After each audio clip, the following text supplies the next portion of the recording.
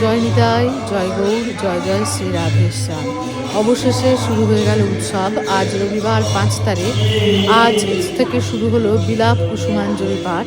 তো উৎসবের প্রথম দিন একটু নিতাই চাঁদকে দর্শন করে না, নিতাই চাঁদের দর্শন করাচ্ছি। চলে আসি, চলো। এই যে দেখো, রাসমঞ্চলেও একটু দর্শন করিয়ে দিলাম।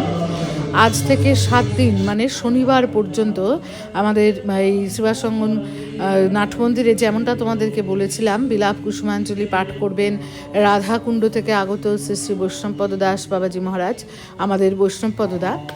এবং 11 তারিখ পাঠের পরে স্মরণ সভা, তারপরে রবিবার 12 তারিখ অধিবাস কীর্তন সন্ধ্যেবেলায়, 13 তারিখ সকালে সাধু সেবা, এবং তারপরে কিন্তু 14 তারিখে আছে আমাদের সকালবেলায় সূচক কীর্তন, এবং 14 তারিখ সন্ধ্যে 7টা থেকে কীর্তন পরিবেশন করবেন আমাদের কৃষ্ণপাল মহাশয়, আমাদের কৃষ্ণদা। এবং তারপরে কিন্তু 15 তারিখে আছে 64 মহান্তের ভোগরাগ এবং ভক্ত সেবা।